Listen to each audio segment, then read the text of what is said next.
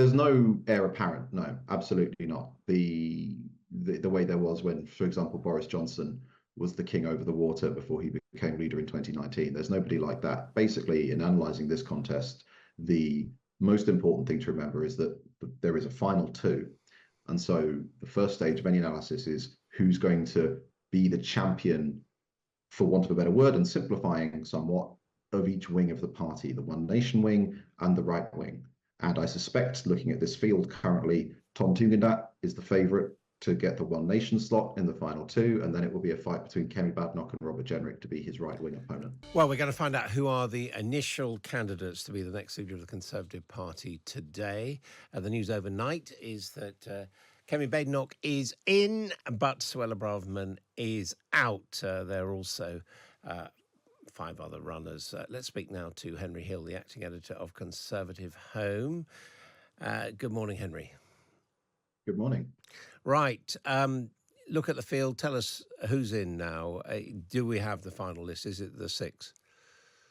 Unless somebody comes in the next 6 minutes at the time of recording, then yes, we have the final 6. So that's James Cleverly, Tom Tugendhat, Mel Stride, Priti Patel, Robert Jenrick, and Kemi Badenoch are the candidates. And why no Suella Braverman?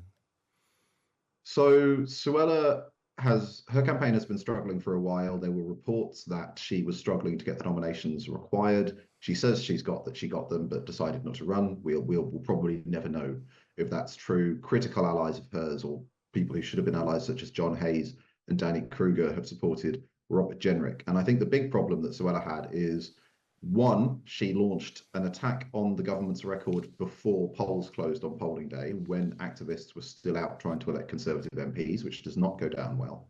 And two, she misjudged the mood of the party with regards to Reform UK. She has always been the one who is most stridently advocating some kind of immediate arrangement with Reform UK, trying to strike a deal with Nigel Farage.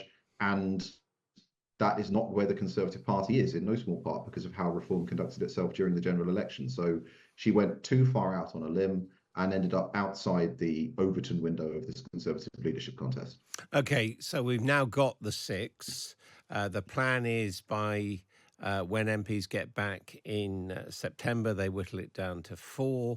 They then go to the party conference. It's then whittled down to 2. Then there's a vote. Do you think actually that whole long, cumbersome process is going to happen, or will people start pulling out in favour of each other? That's an interesting question. The way they've structured the leadership contest has taken people by surprise. I think the general expectation was, in every Tory leadership contest under the current rules, MPs whittle the field down to a final 2, and the final 2 are voted on by the membership.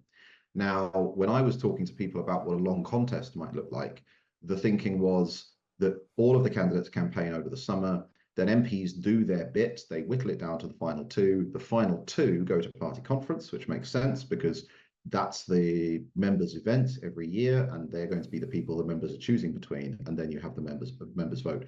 Instead, we have 4 candidates going to conference, and then MPs will take 2 of them off the ballot paper after members have had a chance to get to know them, before the members vote, which is quite strange. So I suspect we will get all 4 people at party conference, and then after that, it's only a matter of days before MPs take 2 of them out. So I think we won't see many people dropping out. I've got to say, a field as broad as this does suggest there isn't really an obvious person to take over the Conservative Party. Oh, there's no heir apparent. No, absolutely not. The way there was when, for example, Boris Johnson was the king over the water before he became leader in 2019. There's nobody like that. Basically, in analysing this contest, the most important thing to remember is that there is a final 2. And so the first stage of any analysis is who's going to be the champion, for want of a better word, and simplifying somewhat, of each wing of the party, the One Nation wing and the right wing. And I suspect, looking at this field currently, Tom Tugendhat is the favourite to get the One Nation slot in the final 2, and then it will be a fight between Kemi Badenoch and Robert Jenrick to be his right-wing opponent. And just tell me briefly, what is this so-called Kill Kemi campaign? So Kemi is widely perceived as the front runner in certain quarters. She topped the first preference ballot that we had in our Conservative Home survey last month.